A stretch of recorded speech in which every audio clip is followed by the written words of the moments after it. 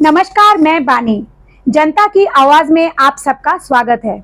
यहाँ मैं ऐसे विषयों पर बात करूंगी जो हमारे देश और आप सभी के लिए जानना और समझना बहुत जरूरी है। बांग्लादेश में शेख हसीना सरकार का तख्तापलट हुए एक हफ्ता हो गया और तब से अब तक बांग्लादेशी हिंदुओं के खिलाफ हिंसा रुकने का नाम ही नहीं ले रहा है। हिंदू महिलाओं के साथ दुष्कर्म हो रहे हैं, मंदिरों को आग लगाई जा रही है और यहाँ तक कि सेना भी कुछ नहीं कर पा रही। पुलिस किनारे खड़े होकर तमाशा देख रही है और बांग्लादेश की नई सरकार के मुखिया मोहम्मद यूनुस सभी परिस्थितियों को देखकर अंधे बने हुए हैं और भारत के अलावा बांग्लादेश में 1,30,00,000 लोगों की सुनने वाला कोई भी नहीं है। श्री नरेंद्र मोदी जी की सरकार ने बांग्लादेश की स्थिति पर नजर रखने के लिए अलग से कमेटी बना दी है।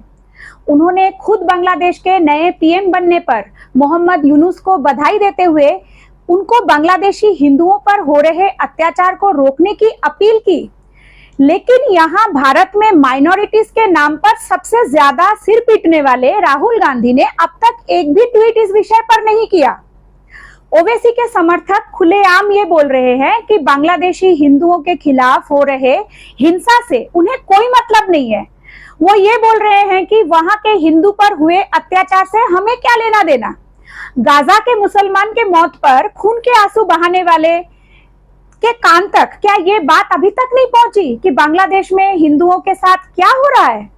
यूएन से लेकर कनाडा, अमेरिका, यूरोप की संसद तक बांग्लादेश में हो रहे हिंदुओं के खिलाफ हिंसा पर आवाज उठ चुकी है, मगर भारत में एक सेक्शन ऐसा है जिसने अभी तक इसके अंदर एक शब्द भी नहीं बोला। ये लोग इतने बेपरवाह है कि इनको लगता है कि अगर हमने बांग्लादेश के हिंदुओं के ऊपर अत्याचार के विषय में कुछ भी बोला, उससे हमारा वोट बैंक नाराज ना हो जाए। अगर हमने बांग्लादेश पर कुछ भी बोल दिया तो बीजेपी या कुछ लोगों को ये बात सच ना साबित हो जाए कि भारत के हर एक मुस्लिम पड़ोसी देश में हिंदुओं पर अत्याचार हो रहा है। ये लोग बांग्लादेश के ऊपर बोलने से पहले अपनी चुनावी फायदा और नुकसान के ऊपर इतना सोच रहे हैं कि उसकी वजह से उनके मुंह से एक शब्द भी नहीं फूट रहा। मगर सच तो ये है कि कश्मीर से जब लाखों हिंदू भगाया गया तब वो भारत के दूसरे राज्यों में आकर बस गए। पाकिस्तान में जब हिंदुओं के ऊपर जुल्म हुआ तब सरकार सीएए लेकर आई और अब बांग्लादेश में जब हिंदुओं के ऊपर जुल्म हो रहा है तो भी वो भारत की तरफ देख रहे हैं। लेकिन कल को अगर यही हाल हिंदुस्तान में रह रहे हिंदुओं का हुआ तो वो कहाँ जाएंगे? तब क्या हिंदुओं को अपनी जान बचाने के लिए हिंद महासागर में कूदना पड़ेगा? ये सवाल अब हमारे सामने आकर खड़ा हो गया है। लेकिन ये बातें हमारे देश के विपक्ष में बैठे बड़े बड़े नेताओं को समझ में नहीं आ रही है। ये बात खाली बांग्लादेश या पाकिस्तान में हो रहे हिंदू या सिखों के ऊपर अत्याचार की नहीं है। ये मामला सालों से होते आ रहे हमारे हिंदू धर्म की सफाई का है। एक समय जो हिंदू, बौद्ध और सिख अफगानिस्तान से लेकर इंडोनेशिया, मलेशिया, बर्मा और मालदीव तक थे, आज या तो उनका हर जगह से सफाया हो चुका है या सफाया होने वाला है। हमारे हाथ से पाकिस्तान निकल चुका है, अफगानिस्तान जा चुका है। बांग्लादेश में भी अब बस 8% से भी कम हिंदू रह गए हैं। कश्मीर जो हमारे देश का हिस्सा है, वहां आर्टिकल 370 के हटने के बावजूद भी कश्मीरी पंडितों की हिम्मत नहीं है कि वो जिहादियों के रहते वहां लौट जाए। बावजूद इसके हमारे देश के ऑपोजिशन में बैठे कुछ लोग ये बोल रहे हैं कि ये सब सांप्रदायिक बातें हैं, हमें इससे क्या लेना देना। और जब तक उन्हें इस मामले की गंभीरता समझ आएगी तब तक उनका भी वही हाल होगा जो आज बांग्लादेश में हिंदुओं के साथ हो रहा है। अगर मैं आप लोगों को वहां के घटनाओं के बारे में बताती हूँ तो शायद पूरा दिन भी बताने के लिए कम हो। फिर भी एक दो घटनाओं से आप लोग अंदाजा लगा सकते हैं कि किस कदर बेखौफ होके जिहादी उन पर अत्याचार कर रहे हैं। कहीं एक समाज सेवी हिंदू महिला को जिहादी आंदोलनकारियों ने घेर कर उठक बैठक लगवा रहा है, तो कहीं एक हिंदू महिला के 14 साल के बेटे को उपद्रवियों ने घर से उठा लिया है और उनके घर की बुरी तरीके से लूटने के बाद ब्लैंक पेपर पर साइन भी करवा लिया है। फिर एक हिंदू बंगाली परिवार को यह धमकी मिल रही है कि अगर जान बचाना है तो देश छोड़कर भाग जाइए, नहीं तो अंजाम बहुत बुरा होगा।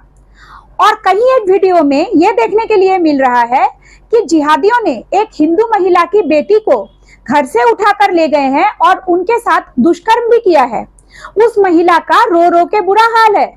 जिहादियों के हौसले इतने बुलंद है कि वो खुलेआम ये धमकी दे रहे हैं कि हम देवी देवताओं की मूर्तियों को तोड़ देंगे, और ये वीडियो 6 अगस्त के दिन सोशल मीडिया पर देखा जा रहा है। बांग्लादेश का एक और विद्वान अबू नजर हिंदुओं पर हो रहे इस अत्याचार पर जश्न मना रहा है। वो तो हिंदुओं को खुलेआम ये धमकी दे रहा है कि या तो इस्लाम कबूल कर लो और नहीं तो यहाँ से भाग जाओ। और यही सारी बातें जो मैंने आपको बताई वो हर जिहादी बहुमत में आने के बाद करते हैं, वो चाहे पाकिस्तान हो, अफगानिस्तान हो या कश्मीर हो या बांग्लादेश हो। बहुमत में आते ही इनको किसी दूसरे मजहब का आदमी बर्दाश्त नहीं होता और ना ही ये लोग उनका कोई धर्मस्थल देख सकते हैं।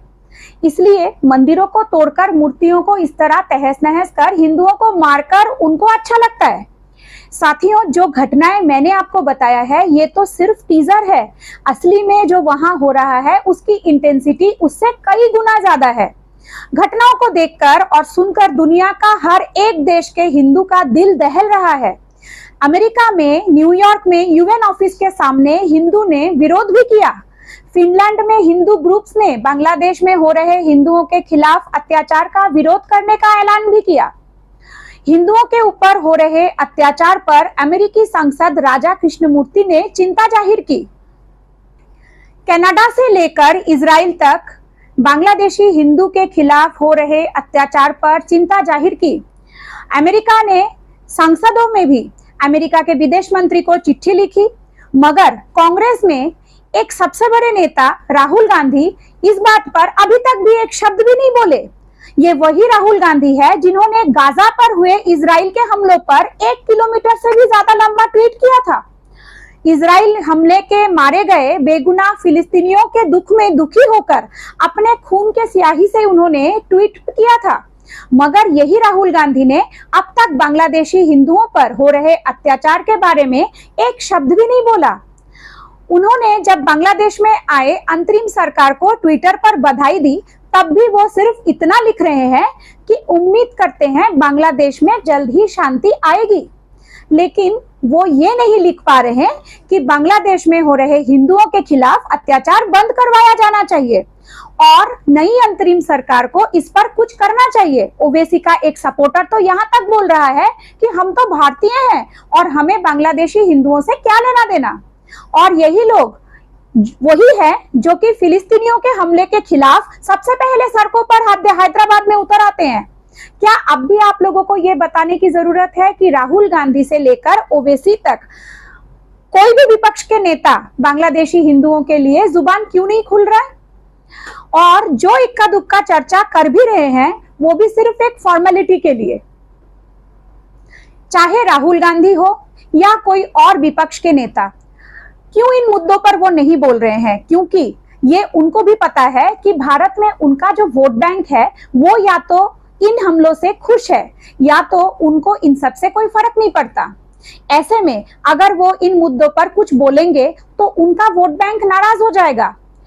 अरे जो अपने वोट बैंक को खुश करने के लिए हिंदू होकर भी भगवान श्री राम के मंदिर की प्राण प्रतिष्ठा में नहीं गए, उन लोगों से क्या उम्मीद रखी जा सकती है कि वो इन बांग्लादेशी हिंदुओं के ऊपर हो रहे अत्याचार पर कुछ बोलेंगे?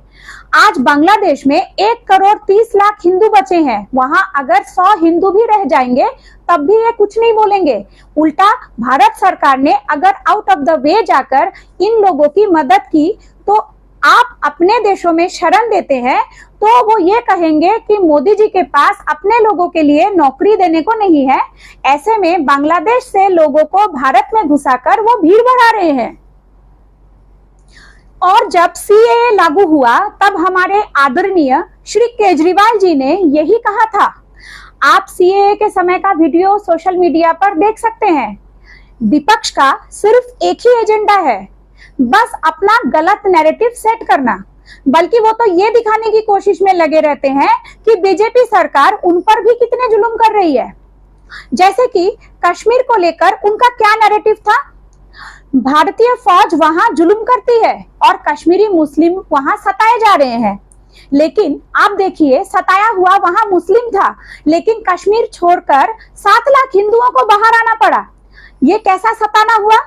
विपक्ष के इन बड़े बड़े नेताओं से मेरी ये अनुरोध है कि आपका दिल अगर फिलिस्तीन के मुसलमानों के लिए धड़कता है तो उसी दिल को बांग्लादेशी हिंदुओं के लिए भी धड़काओ।